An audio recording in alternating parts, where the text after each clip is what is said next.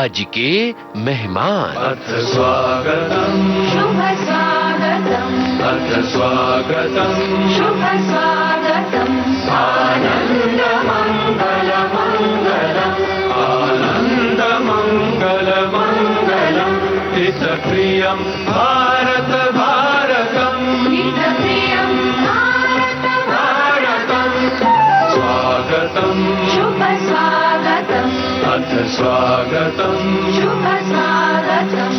आज के मेहमान कार्यक्रम में आज एक ऐसी अभिनेत्री जिसने रुपहले पर्दे पर अपनी अदाओं का जलवा बिखेरा। हमने सोते दिया जगाए जाने का करीब। कभी उन्होंने आपको जज्बाती किया तो कभी आपको हंसाया। वो अभिनेत्री जिसके पास है अपनी यादों का पिटारा। ऊंची है बिल्डिंग, लिफ्ट तेरी बंद है, कैसे मैं आऊं, और दिल रजामंद है।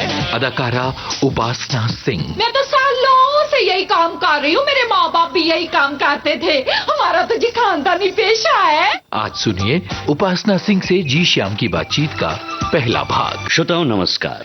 पंजाब के एक शहर से मुंबई आकर जिन्होंने अपनी इच्छा शक्ति से अपने अभिनय के बल पर अपनी एक अलग पहचान बनाई है और कई फिल्मों में अपने अभिनय का जौहर दिखलाया है जो दर्शकों को भी खूब पसंद आया है। टीवी के कॉमेडी शो में आप जो हैं बुआ के रूप में जो है बहुत लोकप्रिय हुई हैं। आपने हास्य पुट डालकर उसे और उस किरदार को जानदार बनाया है, दर्शकों को खूब हंसाया है, विभिन्न भाषाओं की फिल्मों में अभिनय किया है, टीवी के कई धारावाहिकों में आप नजर आई हैं। आज ये जानी मानी अभिनेत्री उपासना सिंह जी विविध भारती के स्टूडियोज में हमारे सामने हैं। हम आपका बहुत बहुत स्वागत करते हैं।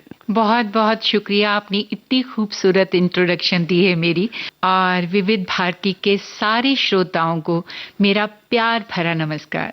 एक बहुमुखी प्रतिभा की धनी हैं उपासना जी आप, क्योंकि आपके बोलने में भी देखिए कितना प्यार और कितनी मुस्कुराहट झलक रही है कि वो हमारे जो श्रोता है वो दर्शक बनकर उसे देख पा रहे हैं। बहुत प्यार मिला है मुझे, मैं अपने आप को बहुत ही खुशकिस्मत समझती हूँ जी। कि लोगों ने मुझे इतना ज्यादा प्यार दिया है। मुझे लोग पूछते हैं आपका गॉड फादर कौन है, तो मैं बोलती हूँ कि मेरे तो गॉड ही मेरे फादर हैं। क्या बात है। क्योंकि तो मेरा कोई गॉड फादर नहीं रहा, लेकिन जितने भी मेरे दर्शक, मेरे श्रोता या जितने भी मेरे लोग रहे हैं मुझे प्यार करने वाले, आज भी मैं उन्हीं की वजह से काम कर रही हूँ, इसलिए सबका बहुत बहुत शुक्रिया। ये बात तो है। आपने शुरू में ही तमाम जो आपके दर्शक हैं, फैंस हैं और जो आपके अभिनय को सराहते हैं, उन्हें अच्छा लगता है देखना स्क्रीन पर आपको, उन तमाम लोगों के बारे में आपने बात कर ली है। चलिए अब आपके बारे में बात करते हैं। जी उपासना जी, आप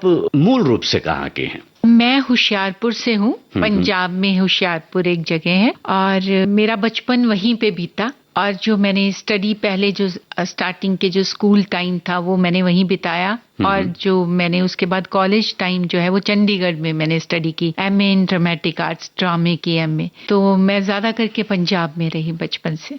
पंजाब में ही आप पली बढ़ी हैं जी। और वहीं आपने अपनी पढ़ाई भी पूरी की है। जी। अच्छा, इस पढ़ाई के दौरान ही आपको जो है फिल्मों ने आकर्षित किया या संगीत ने, या फिर किस तरह से आप अभिनय के क्षेत्र में आई हैं? मैं आपको एक तो ये बता दूं कि मेरी फैमिली में कभी किसी ने एक्टिंग नहीं की। मेरी मदर ने शायद कॉलेज टाइम में थोड़ा बहुत किया था, लेकिन उस टाइम तो लड़कियों को करने भी नहीं दिया जाता था, एक्टिंग को बहुत ही अजीब नजरों से देखा जाता था। और मेरे फादर जो है वो बिजनेसमैन, तो हमारी वो लाइन रही नहीं है किसी की भी फिल्म लाइन ना। लेकिन मुझे जब भी स्कूल में कोई पूछता था तुम्हें क्या बनना है, तो मैं बोलती थी मुझे हिनमिन बनना है। तो मेरे को हेलन जी तो बोलना नहीं आता था, तो मैं बोलती थी मुझे हिनमिन बनना है। और मुझे वो गाना बहुत पसंद था, मेरा नाम चिन चिन चू चिन चिन चू बाबा जी। तो मैं उस गाने पे डांस किया करती थी। और सब लोगों को लगता था ये बचपन है तो ऐसे ही बच्चे बोलते हैं। लेकिन स्कूल टाइम में भी जब भी कोई फंक्शन होता था, कोई भी डिबेट हो या प्ले हो या डांस हो, तो सबसे पहले जो नाम लिखा जाता था वो मेरा लिखा जाता था, क्योंकि इन चीजों में मैं बहुत होशियार थी और मैं कभी इसमें सेकंड नहीं आई। कि ऐसा नहीं हुआ कि मैंने डिबेट में पार्टिसिपेट किया तो मैं सेकंड आई या थर्ड आई, मैं हमेशा फर्स्ट आती थी। मैं क्लासिकल सीखती थी बचपन से ही, मैंने 6-7 साल कथक सीखा है और उसमें भी मैं हमेशा फर्स्ट आती। तो ऐसा कहा जाता था कि उपासना जिस भी प्रोग्राम में आ जाएगी, स्कूल के या उसके बाद यूथ फेस्टिवल्स में भी, वो यही जीतने वाली है। लेकिन पढ़ाई में मैं बहुत नालायक थी, मैं आपको बता दूं। मैं होशियारपुर के सारे स्कूलों में पढ़ी हूँ और मैं अपनी मदर को बोलती थी कि टीचर्स मुझे प्यार नहीं करते इसलिए मुझे कम नंबर देते हैं, जबकि मुझे खुद को कुछ नहीं आता था। तो मैं पढ़ने में बहुत ही नालायक रही, लेकिन मैं इन चीजों में मेरा जो है उसमें मैं बहुत लायक थी। कहने का मतलब ये है कि आप जो हैं होशियारपुर की एक होशियार लड़की रही हैं। मतलब इस फील्ड में आप कह सकते हैं जैसे जिस फील्ड में आपने अपना नाम कमाया है, जाहिर है ये बचपन में ही नजर आया है। हाँ, और मेरी मदर जो है ना, मैं आपको फिर से अपनी मदर के बारे में बताऊं, वो उस टाइम की बीए हैं जब लड़कियां ज्यादा पढ़ती ग्रेजुएट थी उस समय। और मेरी मदर बहुत ज्यादा इंटेलिजेंट लेडी थी। जैसे ये बातें तो बाद में आई कि बच्चों का जिसमें भी इंटरेस्ट हो उसको उधर ही जाना चाहिए। 3 इडियट्स आई, उसमें भी बोला गया कि बच्चों का जिसमें इंटरेस्ट हो उनको उसी फील्ड में डालना चाहिए। ये मेरी मदर उसी वक्त बोला करती थी कि मेरी बेटी जिस भी जगह पे जिस भी फील्ड पे जाना चाहे उसको उधर ही जाना चाहिए और उसी में वो सक्सेसफुल होगी। तो मम्मी मेरे जॉब करते थे, वो लेडी हेल्थ विजिटर थे, और जब एक ही छुट्टी होती थी उनको संडे को, और उसमें भी वो मुझे जालंधर लेके जाते थे जो कि वहां से 40-45 मिनट का रास्ता है, और वहां पे मैं डांस सीखती थी, क्लासिकल कथक। अच्छा। और मम्मी बाहर बैठे रहते थे और मैं अंदर डांस सीखती थी, और फिर बस में मुझे लेके जाना, फिर बस से लेके आना, और फिर कभी मेरा दूरदर्शन में, जैसे मैं बच्चों के रोल्स करती थी जालंधर दूरदर्शन में, तो मम्मी मुझे हमेशा साथ में लेके जाते थे, या कोई ना कोई मेरे घर से कोई जाता था। तो मम्मी ने मेरा बहुत साथ दिया, मतलब वो हमेशा एक तरह से पिलर की तरह, स्ट्रॉन्ग पिलर की तरह मेरे साथ खड़ी रही। तो उन्होंने बोला कि तुम जो चाहोगी ना, बस तुम, जैसे अर्जुन मछली की आंख देखता था, तुम्हें बस वही देखना है कि तुम्हें ये बनना है, और ऐसा हो ही नहीं सकता कि तुम ना बनो। क्या बात। तो आज मैं जो भी हूँ मेरी मदर की वजह से हूँ जी। बात तो उनकी बहुत बात अच्छी। करते हुए मेरे रोंगटे खड़े हो जाते हैं, और मतलब मेरे से कई बार बात नहीं की जाती, मतलब मैं इतना ज्यादा। कितना समय आपको बनाने में, देखिए आपकी माताजी ने आपको दिया है। उस वक्त की वो प्रगतिशील सोच वाली महिला थी, इसी वजह से जो है उन्होंने अपने बच्चों को जो कुछ वो करना चाहते हैं, हाँ, उसे करने का मौका भी दिया और साथ भी पूरा का पूरा दिया। और उस टाइम में आप सोचिए, जब मैं सिख फैमिली से बिलोंग करती हूँ तो लोग समझते थे फिल्म लाइन तो बहुत बुरी जगह है, लेकिन मेरी मदर, मतलब उन्होंने किसी की परवाह नहीं की। उस टाइम ऐसा कहा जाता था कि लड़कियों का क्या शादी करनी है, छोड़ो, थोड़ा बहुत पढ़ा के चलो, तो ऐसी कोई जरूरत नहीं है कि इनको किसी फील्ड में डालने की जरूरत है या कुछ है। लेकिन मेरी मम्मी ने कहा कि क्योंकि वो खुद भी जॉब करती थी और पढ़ी लिखी थी, तो उन्होंने बोला मेरी बहन जो है निरुपमा, हम 2 सिस्टर्स हैं, वो MA MPhil PhD है और तीनों यूनिवर्सिटीज की टॉपर है, पंजाब, पंजाबी और हरियाणा। मतलब उसने इतनी स्टडी में वो लायक थी, हर जगह पे वो फर्स्ट आती थी पढ़ाई में, मैं नहीं, मेरी सिस्टर। और मैं जो है, मैंने भी अपनी फील्ड में थोड़ा बहुत नाम, कल्चरल एक्टिविटीज जो हैं उसमें आप फर्स्ट आती थी। बिल्कुल, क्योंकि मेरी मदर को हम पे बहुत यकीन था, उनको था कि ये जो भी करेंगी और दिल से करेंगी तो ये सक्सेसफुल होंगी, और हुआ भी ऐसा ही। मम्मी का आशीर्वाद है और परमात्मा का, बस और क्या कह सकती हूँ। हिंदमिन, कुछ क्या बता रही थी आप? हाँ, तो हेलन जी का उस टाइम क्या है कि मैं हर फिल्म देखने जाती थी, मुझे फ्लॉप का तो पता नहीं था, तो मैं मम्मी को बोलती थी मुझे हर एक फिल्म देखनी है। अच्छा। तो हेलन जी का हर फिल्म में तकरीबन गाना हुआ करता था एक टाइम में, और वो मुझे बहुत पसंद थी क्योंकि मैं खुद भी डांस किया करती थी। मेरे रिश्तेदार मुझे लेके अपने फंक्शंस में चले जाते थे, वैसा ही ड्रेसअप करते थे जैसा गानों में कोई भी वो हीरोइन ने किया हो, और मैं पूरे एक्सप्रेशंस के साथ गाने किया करती थी। जैसे उस टाइम था झूठ बोले कौआ काटे, काले कौए से डरियो, तो मैं पूरा अपना वैसा ही डिम्पल जी जैसा पूरा गेटअप करके, और पूरे एक बच्चा जब एक्सप्रेशंस के साथ डांस करता है तो वो बड़ा क्यूट नजर आता है और लोगों का मन मोह लेता है। हाँ, तो कोई भी हमारे यहाँ पे कोई शादी हो, कोई बर्थडे हो, कोई एनिवर्सरी हो, तो वो बोलते थे मेरा निकनेम बेबी है तो बेबी को बुला लो, तो वो मेरे को वैसा ही ड्रेसअप करते थे, मैं लगातार डांस करती थी और वो सब लोग मुझे बहुत पसंद करते थे उस टाइम। तो मैंने, और बेबी भी जो है डांस को बहुत पसंद करते हैं। हाँ, बेबी को डांस पसंद है। बेबी को डांस पसंद है। पसंद है। तो मैं ये कह रहा था कि वो हेलन जी का कौन सा गाना जो है सुनवाएं अपने श्रोताओं को। प्लीज सुनाइए मेरा नाम। थोड़ा गुनगुनाइए ना। मेरा नाम चिन चिन चू बाबा चिन चू, रात चांदनी मैं और तू, hello mister how do you do. मेरा नाम चिन चिन चू बाबा चिन चू, रात चांदनी मैं और तू, hello mister how do you do. मेरा नाम चिन चिन चू बाबा चिन चू, रात चांदनी मैं और तू, hello mister how do you do. बाबा बाबा बाबा।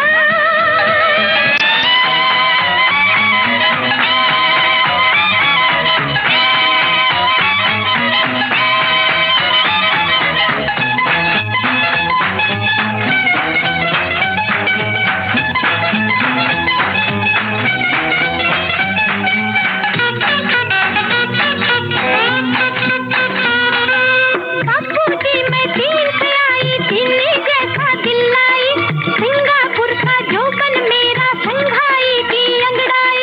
बापूजी मैं दिल से आई, दिल्ली जैसा दिल लाई, सिंगापुर का जोबन मेरा संघाई की अंगड़ाई। दिल पर रख ले हाथ जरा, हो जाए ना पागल तू, दिल पर रख ले हाथ जरा, हो जाए ना पागल तू। मेरा नाम चिन चिन चू बाबा चिन चू, रात चांदनी मैं और तू, hello mister how do you do. मेरा नाम चिन चिन चू बाबा चिन चू, रात चांदनी मैं और तू, hello mister how do you do. बाबा बाबा बाबा।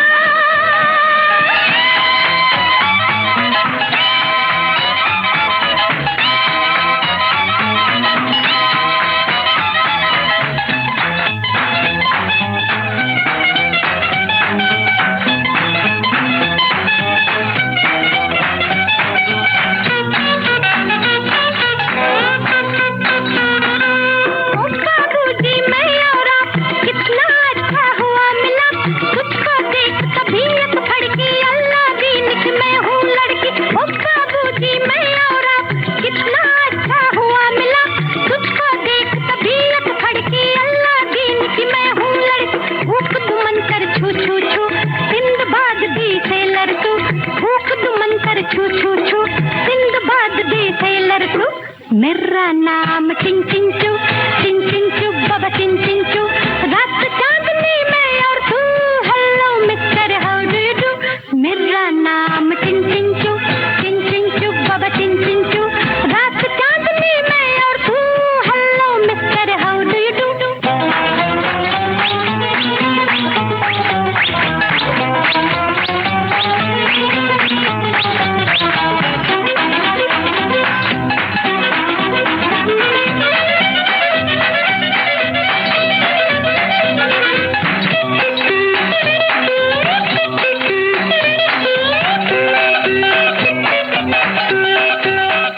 अब हेलन जी का नाम भी बराबर लेती हैं आप, जी। और बहुत सारे अभिनेताओं और अभिनेत्रियों के साथ आपने काम किया, उन्होंने आपके साथ काम किया है जी। और इस मुकाम तक आप आई हैं। तो चंडीगढ़ में जब आप थी, वहां पर आपने जो पढ़ाई की उसके बारे में बताइए। आप वहां क्या पढ़ रही थी? आप चंडीगढ़ कैसे गई फिर आप? जैसा कि मैंने आपको बताया कि मैं पढ़ाई में नालायक थी, तो मैं अपनी मदर को लेकिन बोलती पढ़ाई थी। तो करती थी ना? हाँ, मम्मी ने बोला जब तक आप एमए नहीं करोगी तब तक मैं जाने नहीं दूंगी। बाय चांस हाँ। कभी ऐसा हुआ कि तुम नहीं कुछ कर पाई तो तुम कम से कम लेक्चरर लग सकती हो, या दूरदर्शन में काम कर सकती हो, या आपकी तरह रेडियो स्टेशन में भी हो सकती क्या थी। बात। तो मम्मी ने बोला कि आप पढ़ोगे नहीं जब तक नहीं मैं जाने दूंगी। मैंने 8th के बाद जब 9th 10th के एग्जाम दिए, तब उसके बाद हम लोग अपने सब्जेक्ट्स जो हैं वो चेंज कर सकते हैं। फिर उसके बाद होता था कि जैसे प्रेप उस टाइम बोलते थे, तो आप पेंटिंग रख सकते हैं। इंग्लिश तो रखनी ही पड़ती थी, वो तो मतलब मुसीबत के मारे हमें रखनी पड़ी। लेकिन उसके अलावा जो है मैंने रखा पेंटिंग, डांस एंड म्यूजिक, मेरे ये 3 सब्जेक्ट। तो उसके बाद मुझे स्कॉलरशिप मिलना स्टार्ट हो गया। मैंने जैसे बोला कि इन फील्ड्स में तो मैं अच्छी थी, बहुत ही ज्यादा, और मैं उसमें मेहनत भी बहुत करती थी। मेरे को स्कॉलरशिप मिलना शुरू हो गया। उसके बाद मैं हर साल अपनी मदर को बोलती थी मुझे बॉम्बे भेज दो, मुझे हीरोइन बनना है। वाह। तो मम्मी हर साल मुझे बोलती थी नहीं, मैं तुम्हें बॉम्बे तब भेजूंगी जब स्टडी कंप्लीट हो जाएगी। तो फिर मम्मी ने बोला कि अच्छा तुम सब्जेक्ट अपनी मर्जी से लेती रहो। फिर मैंने एमए किया, एमए इन ड्रामेटिक आर्ट्स, ड्रामे की एमए, और वो चंडीगढ़ में थी। इंडियन थिएटर है चंडीगढ़ में, तो वहां पे मैंने स्टडी की। और उसी स्टडी के दौरान मैं बॉम्बे आती रही, क्योंकि मेरी मौसी जो है वो चैम्बूर में रहती थी। अच्छा। तो मैं उनसे मिलने आती थी, और फिर मैं डायरेक्टर्स प्रोड्यूसर्स से मिलती थी। तब बहुत छोटी उम्र थी मेरी। कितनी होगी उम्र उस समय? हाँ, 17-18। तो मैं जाके मिलती थी, और मैं आपको बताऊं, मैंने उस दौरान 4 फिल्में की अपनी स्टडी के दौरान। अच्छा। हाँ, तो वो चारों फिल्में सुपर डुपर हिट हैं। एक फिल्म मारवाड़ी है, बाई चाली सासरी है, आज तक राजस्थान में उससे बड़ी हिट फिल्म कोई नहीं हुई है जी। फिर एक मैंने गुजराती फिल्म की जिसका नाम था अहमदाबाद नो रिक्शा वालो, जी जी, ये असरानी जी ने डायरेक्ट की थी, केसी बोकाडिया जी प्रोड्यूसर थे, जी, बहुत बड़ी हिट थी। फिर एक मैंने पंजाबी फिल्म की जिसका नाम था बदला जट्टी दा। हाँ जी। और एक मैंने हिंदी फिल्म की, उसका नाम था रामवती, उसमें मैंने डबल रोल किया था, डाकू और इंस्पेक्टर का। अरे वाह। तो मैंने अपनी स्टडी के दौरान 4 फिल्में की, और चारों बहुत अच्छी चली, और मैं पढ़ती भी थी, और फिर मैं यहाँ आके फिल्में भी करती थी। तो जब मेरा रिजल्ट भी नहीं आया था, मैंने जब एग्जाम दिए, मैंने अपनी मम्मी को बोला कि अब देखो, आपने बोला एमए कर लो, मैंने एग्जाम दे दिए, अब मैं यहाँ से होशियारपुर नहीं आऊंगी, क्योंकि आप फिर बोलोगे पीएचडी कर ले। क्योंकि बड़ी जो सिस्टर आपकी ना, हाँ, उसने पीएचडी किया। पीएचडी किया हुआ। तो मम्मी को मैंने बोला, मम्मी बोलते कि ठीक है। मैंने बोला मुझे यहीं से बॉम्बे जाना है, मैं नहीं रहूंगी अभी यहाँ पे, आप मुझे फिर से किसी न किसी चीज में डाल दोगे, उलझा देंगे आप। हाँ, और मैं सुलझना चाहती हूँ। तो मैं यहाँ मतलब बॉम्बे आ गई, और बॉम्बे आने के बाद मैंने स्ट्रगल नहीं की कि मुझे काम के लिए ऑफिसेज में जाना पड़े, कि मुझे प्लीज काम दे दो। हाँ, उस टाइम मैंने स्ट्रगल की जब मैं पढ़ रही थी, तब मैं आती थी तो मैंने कई जगह पे मैं मिली लोगों से। आने के बाद क्योंकि मेरी 4 फिल्में चल चुकी थी, तो मैं 3-3 शिफ्टों में काम करती थी आने के बाद। वाह। बाकी स्ट्रगल तो खैर लाइफ की कभी खत्म होती नहीं, आप हमेशा चाहते हैं ये किया है तो इससे कुछ अच्छा हो, इससे बेहतर हो। लेकिन मैंने काफी काम किया उसके बाद, और आज तक कर रही हूँ। जी, बात तो है। ये आपका दृढ़ संकल्प भी है, और जो कहते हैं ना पैशन जो है, पैशन कहिए, पैशन मतलब आज भी मैं कोई सीन करती हूँ ना, तो जब अगर मैं अच्छा नहीं कर पाऊँ या मुझे लगे कि इससे बेटर हो सकता था, तो मुझे रात को नींद नहीं आती। और अगर मैंने कोई डायलॉग अच्छा बोल दिया, तो वो मुझे इतनी खुशी देता है, जब मैं जा रही होती हूँ गाड़ी में या कुछ, तो मुझे इतनी सेटिस्फेक्शन हो रही होती है। अब भी लोग मुझे बोलते हैं कि आप इतनी एनर्जी के साथ और इतने पैशन के साथ कैसे काम करती हैं। तो मुझे इतना प्यार है अपने काम से। मुश्किल मेरे लिए नहीं हुई, मेरी मदर के लिए हुई। मम्मी को सबने बोल दिया था कि अगर आपकी लड़की जाएगी फिल्म लाइन में तो हम आपसे कोई संबंध नहीं रखेंगे। अच्छा। हाँ, हमारे रिश्तेदारों ने बोला कि फिर हमारा आपके साथ कोई संबंध नहीं। तो मम्मी ने बोला कोई बात नहीं, आप हमसे संबंध मत रखिए, लेकिन मैं अपने बच्चों की इच्छाओं को नहीं मार सकती हूँ। तो उन्होंने हमसे बात करना बंद कर दिया। और मेरे फादर बहुत नाइस इंसान थे, मतलब बिजनेसमैन थे, लेकिन उनको भी लगता था कि फिल्म लाइन में तो नहीं जाना चाहिए लड़कियों को। लेकिन सिर्फ मम्मी खड़ी थी, और उन्होंने अपना सब कुछ बेच दिया था। उनके पास उन्होंने जितना भी कमाया या जितना भी उन्होंने इकट्ठा किया था, उनके पास जो ज्वेलरी थी, मेरे को इतना याद है कि मेरी मम्मी के पास एक कान के सिर्फ टॉपर्स बचे थे। उन्होंने अपना सब बेच के मुझे एक 1 रूम किचन का फ्लैट लेके दिया था। मुझे पता था कि मेरी मदर की कितनी बड़ी स्ट्रगल है पीछे, तो उन्होंने कितनी मुश्किल से, उस टाइम पैसे इतने तो नहीं मिलते थे जॉब से, तो मेरे को और दीदी को पढ़ाने में और हमारी इच्छाएं पूरी करने में उन्होंने जो किया है, तो फिर ये चीज मेरे लिए आज तक बहुत बड़ी है, मेरी मदर की स्ट्रगल हमें यहाँ तक लाने के लिए। तो इसलिए मैं उस चीज को कैसे भूल सकती हूँ। आपकी बातों में जो है माँ के प्रति प्रेम एकदम उभर कर सामने आ रहा है, और आना भी चाहिए, और आप उस बात को मानती भी हैं अभी तक। इससे अच्छी बात और क्या हो सकती है। और यही ममता है आपके ऊपर कि आपने जो जो काम किया है जी, वो बेहतर और बेहतरीन किया है। और जहां तक आपकी ऊर्जा की बात है, एनर्जी की बात है, तो वो तो स्क्रीन पर देखते ही बनती है बेहतरीन। लेकिन इसके पहले एक और बेहतरीन गाना जो आपकी पसंद का है, जो बचपन में आप उसी ड्रेस में पूरी महफिलों में एकदम तालियां बजाने के लिए लोगों को मजबूर कर दिया करती थी बॉबी फिल्म। बिल्कुल बिल्कुल।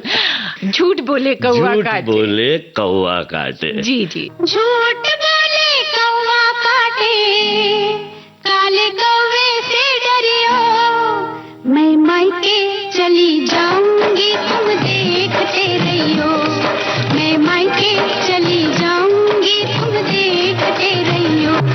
अरे झूठ बोले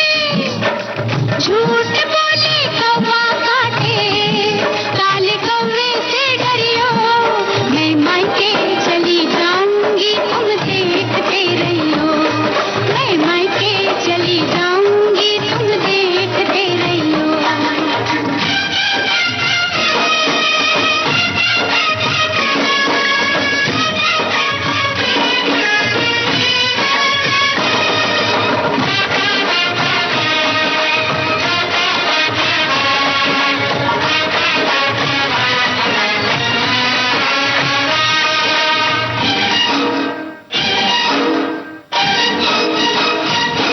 तू मैं के चली जाएगी, मैं डंडा लेकर आऊंगा, मैं डंडा लेकर आऊंगा। तू डंडा लेकर आएगा, मैं कुएं में गिर जाऊंगी, मैं कुएं में गिर जाऊंगी, मैं रस्सी से खिंचवाऊंगा, मैं पेड़ पे चढ़ जाऊंगी, मैं आरी से कटवाऊंगा। प्यार करे यारी चलवाए, ऐसे आशिक से डरियो, मैं मायके चली जाऊंगी तुम देखते रहियो, मैं मायके चली जाऊंगी तुम देखते रहियो।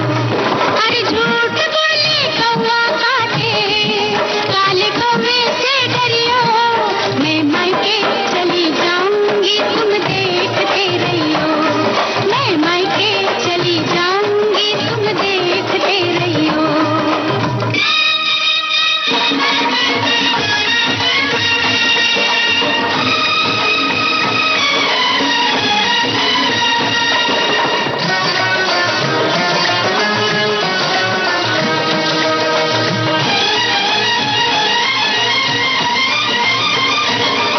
तू मैं के चली जाएगी, मैं दूजा ब्याह रचाऊंगा, मैं दूजा ब्याह रचाऊंगा। तू दूजा ब्याह रचाएगा, हाय मेरी सौतन लाएगा, मैं मायके नहीं जाऊंगी, मैं मायके नहीं जाऊंगी, मैं मायके नहीं जाऊंगी, रे मायके नहीं जाऊंगी, अरे तेरे सदके जाऊंगी, रे मायके नहीं जाऊंगी, मैं सातों वचन निभाऊंगी, अरे मायके नहीं जाऊंगी, मैं मायके नहीं जाऊंगी, मैं मायके नहीं जाऊंगी। झूठ बोले कौवा काटे, काले कौवे से डरियो, मैं तेरी सौतन लाऊंगा तुम देखती रहियो, मैं तेरी सौतन लाऊंगा तुम देखते रहियो। झूठ बोले कौवा काटे, काले कौवे से डरियो, मैं मायके नहीं जाऊंगी तुम देखते रहियो, मैं मायके नहीं जाऊंगी तुम देखते रहियो। एक बार फिर स्वागत है उपासना जी आपका विविध भारती के स्टूडियोज में। आपसे बातचीत हो रही है और जिस अंदाज में, जिस सादगी के साथ, जिस ऊर्जा के साथ हम आप अपनी बात कहती हैं, सचमुच में वो आकर्षित करती हैं, ऐसे लाइव भी और स्क्रीन पर भी, क्योंकि ये नजर आता है कि आप उसे बड़े ही दिल से करती हैं। तो यहाँ पर जब आप काम करने आई थी जी, आपको लगता था फिल्में, तो इसको आप अपना करियर बनाना चाहती थी, फिल्मों के माध्यम से आप अपने आप को सेट करना चाहती थी, या फिर आपकी अभिनय की वो भूख थी?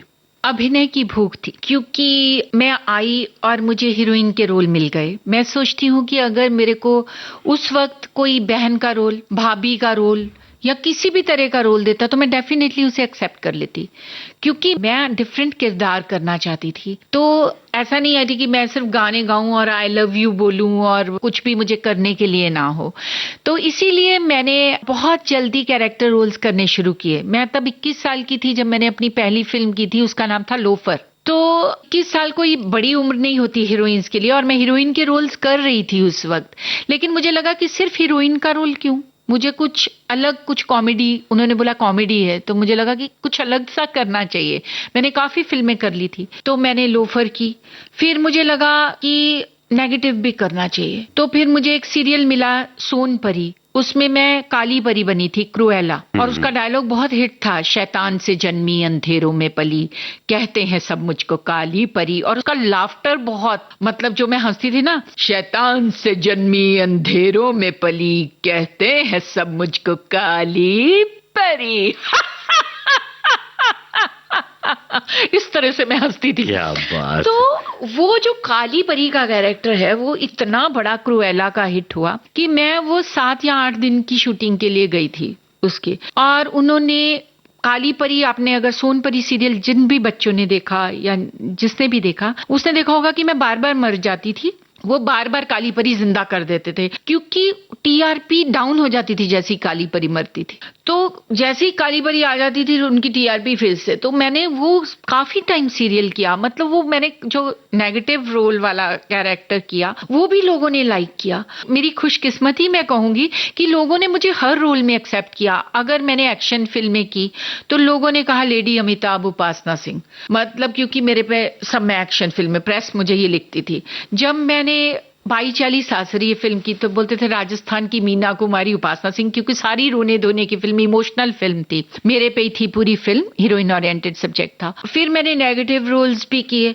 एक टाइम ऐसा था जब एक टाइम में कपिल शर्मा शो और बानी इश्क दा कलमा दोनों शो एक साथ चलते थे। एक में मैं टोटली वैम्प थी, बहुत ज्यादा खराब औरत जो हीरोइन को तंग करती है और बहुत ही क्रूअल और चालाक, और एक थी बहुत ही इनोसेंट, बबली, थोड़ी सी बेवकूफ पिंकी बुआ, जो कि एक चुलबुली सी वो थी। तो डिफरेंट कैरेक्टर्स एक साथ करते थे और दोनों में मुझे अवार्ड मिला, नेगेटिव रोल में भी और कॉमेडी रोल में भी। बधाई हो आप। Thank you.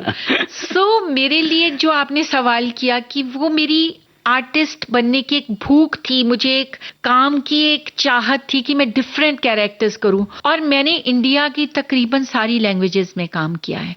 तो जैसा मैंने कहा कि मुझे हमेशा चैलेंज वाले रोल पसंद थे, मुझे ऐसा लगता था कि कुछ अलग करूं, तो मैंने इंडिया की तकरीबन सारी लैंग्वेजेस में काम किया। गुजराती मेरी भाषा नहीं, राजस्थानी मेरी भाषा नहीं, मैंने बंगाली भी की, मैंने मराठी की, उड़िया की, भोजपुरी की तो मेरी 45 फिल्म्स रिलीज हो चुकी हैं, पंजाबी तो खैर मेरी मदर टंग है। सो मुझे हमेशा ऐसा महसूस होता था कि चलो अभी कॉमेडी कर ली, अभी ये दूसरी लैंग्वेज कर लो, अभी ऐसा, तो बहुत मजा आता है इस मतलब तरह के एक किरदार से आप संतुष्ट नहीं होते? बिल्कुल भी नहीं, बिल्कुल आपको भी नहीं। चाहिए बहुत सारे किरदार, अलग अलग शेड्स, अलग अलग शेड, और उन्हें पूरी तरह से रंग भरना जो है आपको आता है, और हर किरदार को आप जीवंत बना देती हैं, यही वजह रही। लेकिन जब आप हीरोइन बन चुके थे तो फिर आपने जो ये चरित्र भूमिकाएं हैं, जो कैरेक्टर हैं, उनको निभाना इतना जल्दी क्यों शुरू कर दिया? जब आप हीरोइन थी, लुक वाइज आप आज भी हीरोइन हैं।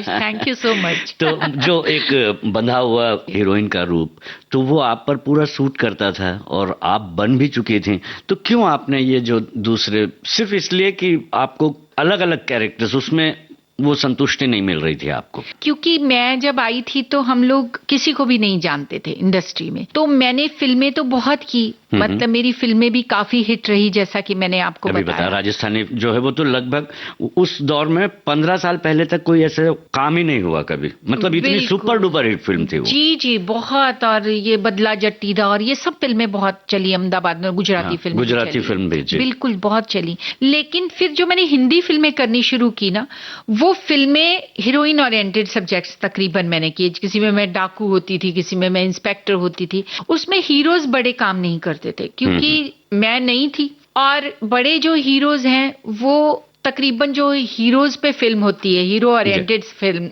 उसी में काम करते हैं, तो वो इसमें काम नहीं करते थे। तो मुझे हमेशा लगता था कि मुझे कुछ बड़ा करना चाहिए, मुझे ज्यादा ऑडियंस तक अपनी परफॉर्मेंस को पहुंचाना है। तो फिल्में मेरी चल जाती थी। फिर मुझे ये लगता था कि सिर्फ यही गाने गा के और अगर ऐसे ही करना होगा, वो भी मुझे नहीं चाहिए। तो कुछ ऐसा मुझे मिले जिससे कि मैं लोगों को ये प्रूव कर सकूं कि मैं अच्छी एक्ट्रेस हूं।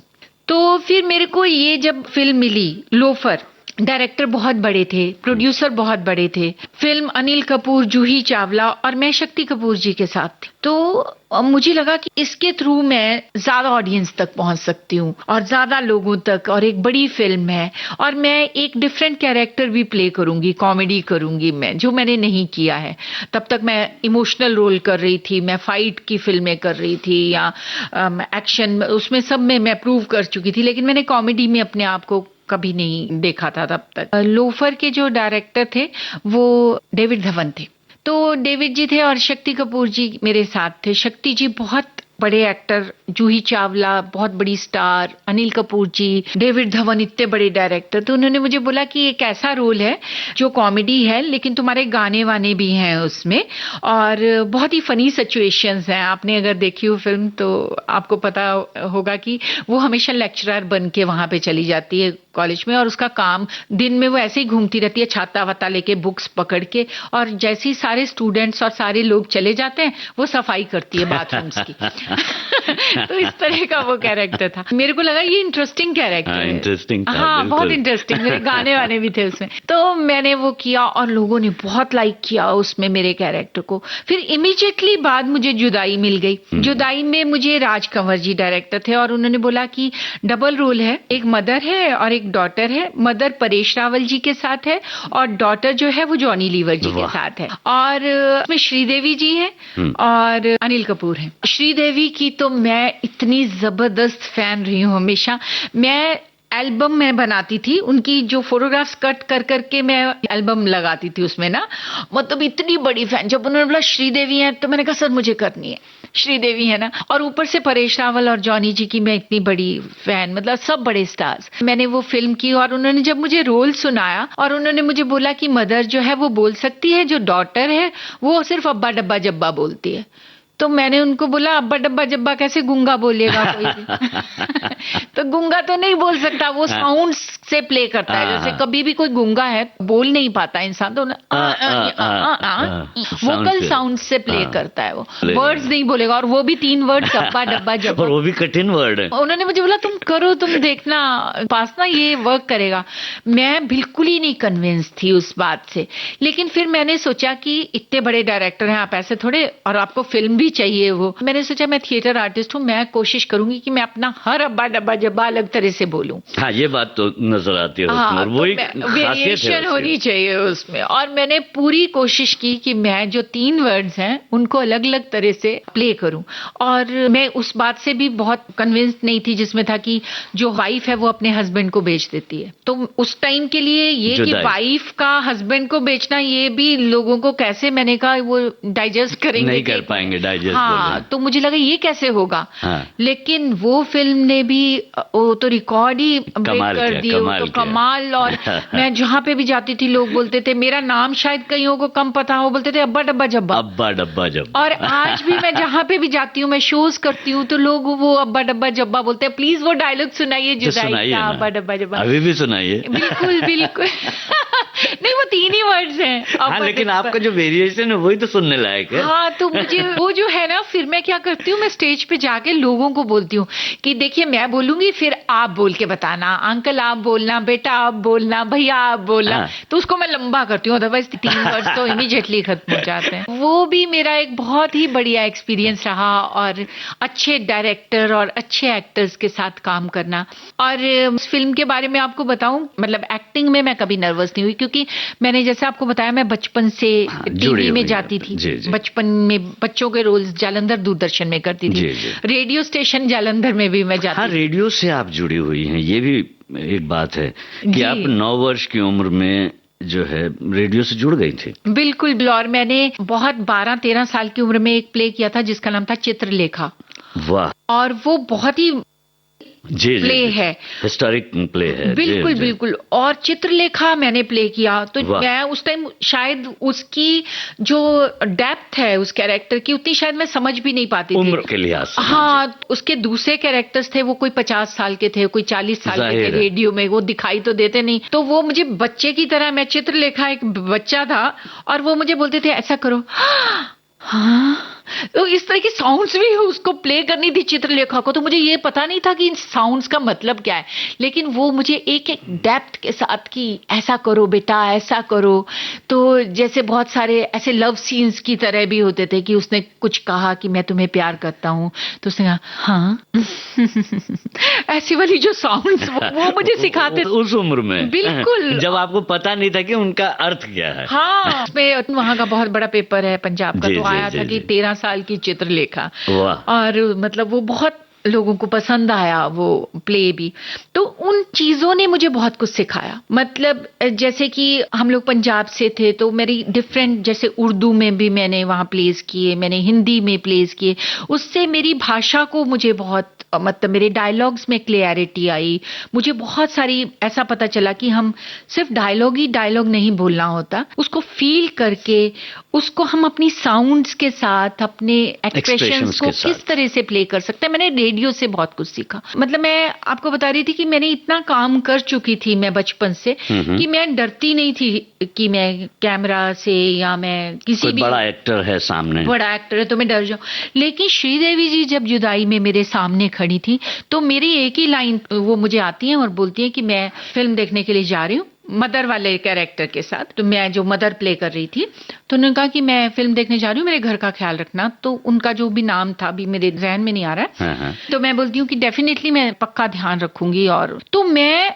वो एक ही लाइन भूलती जा रही थी क्योंकि मैं श्रीदेवी जी को ही देखे जा रही थी। हाँ। तो उन्होंने मुझे बोला उपासना आप घबराओ मत, मतलब टेंशन मत लो आप, और मैं सारी सीन्स अच्छे कर चुकी थी, जॉनी जी के साथ भी, हाँ जी। परेश जी के साथ भी, अनिल कपूर जी के साथ भी, और उनके सामने मैं एक लाइन भी नहीं बोल पा रही थी क्योंकि मुझे सामने वो दिख रहे थे जिसकी मैं बचपन से फैन हूँ। उन्होंने बहुत प्यार से मेरे से बात की, खैर मैंने वो सीन किया, और वो उसके 2-3 शेड्यूल हुए थे, हैदराबाद में हम लोग शूटिंग उसकी पूरी की थी हमने। तो मैं सेकंड शेड्यूल में जब गई तो जब श्री जी आती थी ना तो मैं खड़ी हो जाती थी, मैं बहुत रिस्पेक्ट करती हूँ उनकी और मुझे बहुत पसंद। श्री जी मेरे पास आई बोनी जी के साथ, वो बहुत कम बात करती हैं लोगों के साथ ना, वो अपने काम पे ज्यादा कंसंट्रेट करती थी सेट पे। तो वो मुझे आए और बोले कि उपासना तुमने बहुत अच्छा काम किया है, मैंने तुम्हारे सीन्स देखे हैं। अब एक वो इंसान आपको बोल रहा है जो आपके लिए पता नहीं क्या मायने रखता है, वो आपको बोल रहा है तुमने बहुत अच्छा काम किया।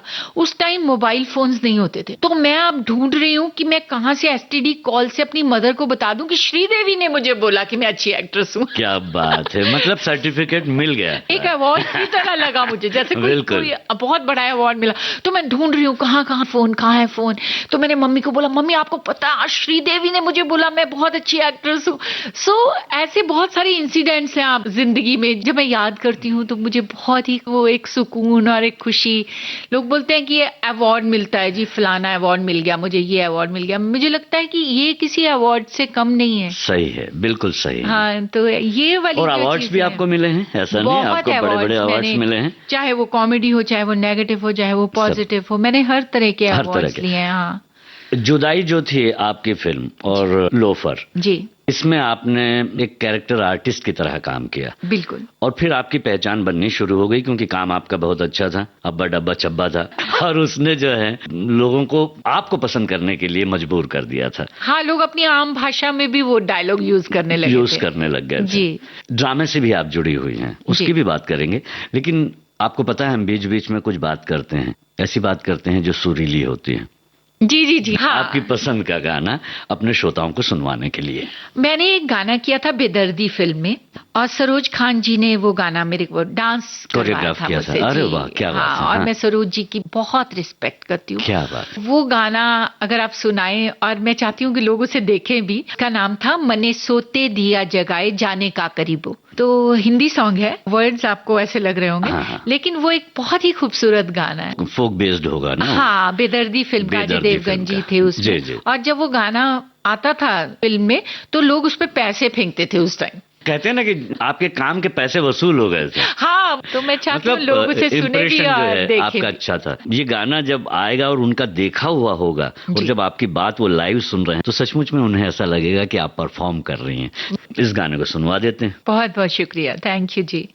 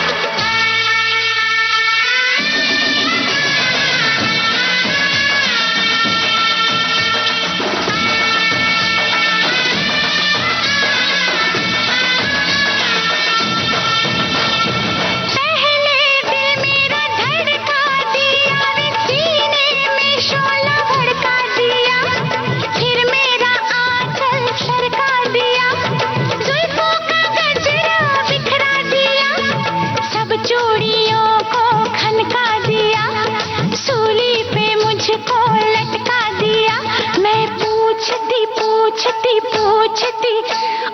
पूछती रह गई हाँ जाने का करीबो मैंने सोते दिया जगाए जाने का करीबो काहे दीपक हो काहे दीपक हो काहे दीपक दिया बुझाए जाने का करीबो मैंने सोते दिया जगाए जाने का करीबो काहे दीपक दिया बुझाए जाने का करीबो जाने का करीबो। एक बार फिर उपासना जी का हम स्वागत करते हैं। उपासना जी, आपने हर किरदार को छूने की जिद पकड़ी हुई थी और वो जिद आपकी पूरी होते जा रही थी। बहुत सारी फिल्में की हैं आपने, जी।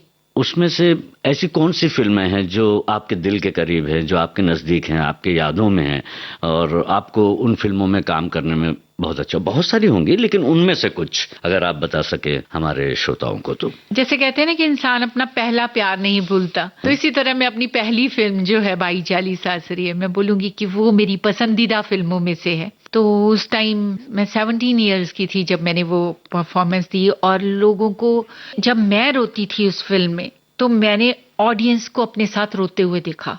और उसका एक छोटा सा इंसिडेंट भी मैं आपको बताती हूँ जो आपको मजा आएगा, क्योंकि आप नए नए होते हो ना तो लोग आपको पहचानते नहीं है। पहले वो फिल्म 7 हफ्ते तक बॉम्बे में हाउसफुल रही थी, तो मैंने अपने फ्रेंड्स को बोला कि मैं इस फिल्म की हीरोइन हूँ, तो तुम चलो मैं तुम्हें फिल्म दिखा के लाती हूँ। अब मैं जब गई वहां तो वहां पे हाउसफुल का बोर्ड लगा हुआ था, मतलब टिकट नहीं थी, तो मुझे लगा मैं तो हीरोइन हूँ फिल्म की। तो मैं टिकट विंडो पे गई बड़ी शान के साथ और मैंने उनको बोला, 6-7 लोग थे मेरे साथ, मेरी फ्रेंड्स, मैंने उनको बोला टिकट दो। तो वो जो था टिकट जो दे रहे थे उन्होंने बोला कि टिकट आपको दिखाई नहीं दे रहा है, हाउसफुल का बोर्ड लगा है।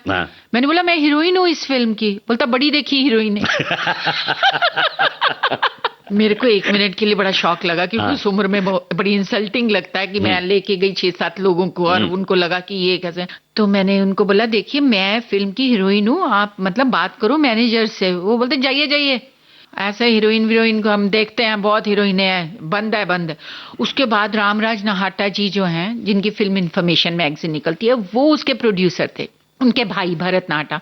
मैंने जैसा बोला मोबाइल तो थे नहीं, तो मैंने जाके वहां से कॉल किया। मैंने कहा सर मैं बाहर हूँ खड़ी और मेरे साथ 7 लोग हैं और वो बोलते हैं टिकट नहीं है और बोलते हैं तुमने बोलना था मैं हीरोइन हूँ। मैंने कहा मैंने बोला। वो बोलते बड़ी देखी हीरोइन है। तो बेचारे रामराज जी ने उनको फोन किया मैनेजर को और वो बेचारे भागते हुए आए। फिर वो लकड़ी की चेयर्स होती है ना, जो लकड़ी की चेयर्स हुआ करती थी, तो जो बीच की जो जहाँ पे लोग सीढ़ियों जहाँ पर आने जाने के लिए रहता है, हाँ, वहां पर सेट किया गया होगा। वहां पे हम लोगों को वो चेयर्स के ऊपर बिठा के, तो उन्होंने बोला अरे आपने पहले बताना था, हम आपकी सीट्स रखते। ये वो बेचारों ने इंटरवल में हमें चाय वाय जो भी समोसा वगैरह भी भेजा। लेकिन मेरे को मतलब उस दिन लगा कि ना, लेकिन अब मैं वो जो बात सोचती हूँ, उस टाइम मुझे इंसल्टिंग लग रहा था कि मेरी इंसल्ट हो गई मेरी फ्रेंड्स के सामने, लेकिन आज मैं सोचती हूँ कि वो कितनी बड़ी बात, कितनी बड़ी बात कि वो हाउसफुल था और मैं वहां पे देख रही थी। और मैं जब राजस्थान गई उसके बाद, और उसका नाम कैरेक्टर का था लिच्छमी, मेरा कैरेक्टर जो था वो हीरो लक्ष्मी मतलब, हाँ, लेकिन उसमें मारवाड़ी में उसको लिच्छमी बोलते हैं। और एयरपोर्ट से लेके जो थिएटर के अंदर तक जो लोगों का क्रेज था मुझे देखने के लिए, मुझे लगा मैं स्टार बन गई। मैंने अपने आप को ऐसा कभी देखा नहीं था कि लोग इतना पागल है मेरे को देखने के लिए, सिर्फ पुलिस लगी हुई है, ये वो ये सब।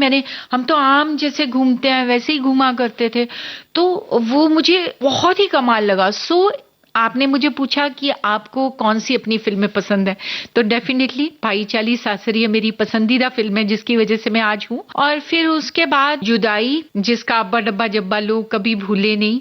फिर एक फिल्म थी माय फ्रेंड गणेशा, बच्चों की बहुत बड़ी हिट फिल्म है, उसमें मैंने गंगूताई का रोल किया था। गंगूताई, बच्चा और गणेश जी तीनों पे फिल्म थी। तो गणेश जी तो एनिमेटेड गणेश जी थे और ये बच्चा और गंगूताई ये 2 ही कैरेक्टर्स पे पूरी फिल्म है। वो फिल्म बहुत बड़ी हिट थी, तो वो कैरेक्टर भी मेरे दिल के करीब है। बाकी मैंने अभी कुछ टाइम पहले एक वेब सीरीज की, उसका नाम है मासूम, वो मैं बमन ईरानी जी की वाइफ बनी हूँ। उसमें मेरा एक बहुत ही डिफरेंट कैरेक्टर है, मतलब एक ऐसी औरत जो कि उसकी सिर्फ अपर बॉडी काम करती है, उसका नीचे का बॉडी काम ही नहीं करता, और वो बहुत बीमार है और उसके हाथ भी कांपते हैं, और वो मतलब मुझे सिर्फ जो एक्सप्रेशंस थे सिर्फ अपने फेस से ही करना था कि किस तरह से, मतलब परफॉर्मेंस वाइज वो बहुत चैलेंजिंग था। फिर एक फिल्म मैंने की थी जिसका नाम था बदला जट्टीदा, वो भी मेरी पहली फिल्मों में से है, वो बहुत अच्छी रही। क्रूएला काली परी का कैरेक्टर बहुत अच्छा रहा। बाकी तो फिल्मों की तो बहुत बड़ी लाइन है। फिर कपिल शर्मा शो की पिंकी हम बुआ, वो पिंकी बुआ की भी बात करेंगे। जी। तो फिल्मों में ये तमाम फिल्में जो हैं आपके दिल के करीब हैं। हाँ, मुझसे शादी करोगी, बादल, बहुत सारी हैं, बहुत आपके हिट ऐतराज फिल्में हैं, बहुत जी, सारी फिल्में हैं जी। आपकी। तो उन तमाम फिल्मों में जो कई कलाकारों के साथ भी आपने काम किया, तो उनका जो है आपके साथ कैसा संबंध रहा है? बहुत बढ़िया। अलग अलग फिल्में हैं, मैं प्रेम की दीवानी हूँ, मुझसे शादी करोगी, ऐतराज है, माय फ्रेंड गणेशा है, जी। गोलमाल रिटर्न्स है, जी। हंगामा है, जवानी जिंदाबाद एक फिल्म है, डर में भी तो हलचल भी थी, बहुत सारी हलचल, फिल्में काफी हैं फिल्में मैंने। की है। और जी। लगभग जो प्रतिष्ठित कलाकार हैं जितने भी फिल्म इंडस्ट्री में वर्तमान में, उन तमाम कलाकारों के साथ में, अभिनेता अभिनेत्रियों के साथ में आपने काम किया है, तो उनका रिएक्शन और उनके साथ आपके संबंध कैसे रहे हैं?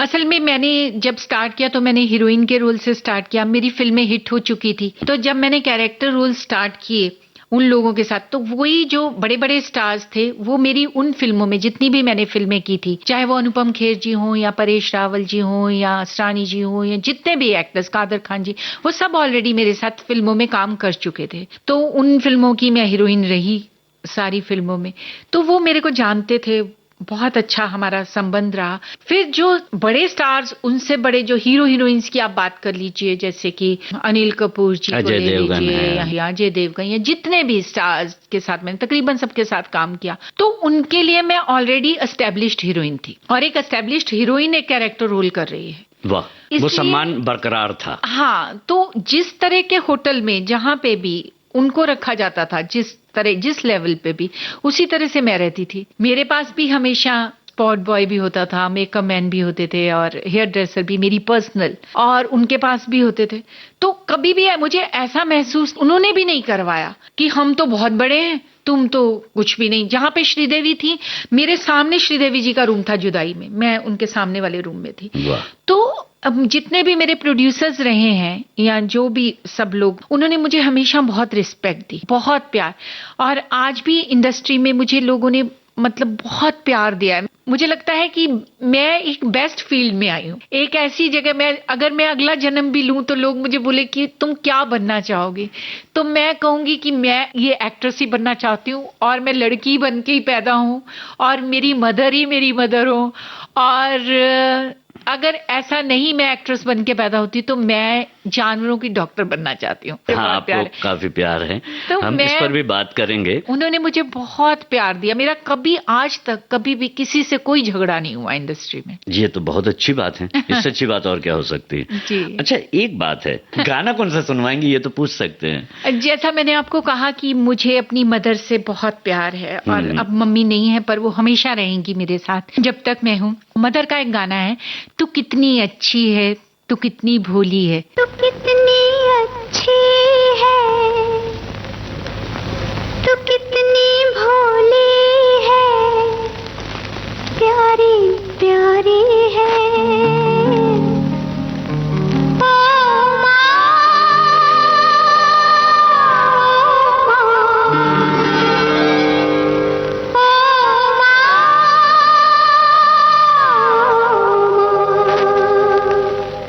तू कितनी अच्छी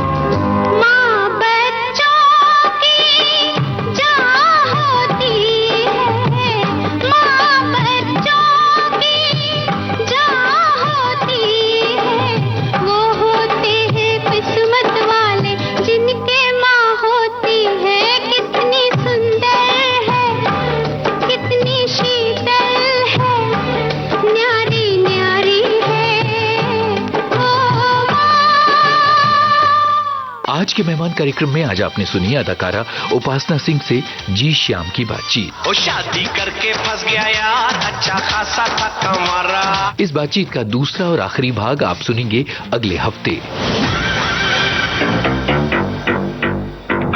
रिकॉर्डिंग इंजीनियर भावना सिंदल, प्रस्तुतकर्ता जुबैर खान। आज के मेहमान।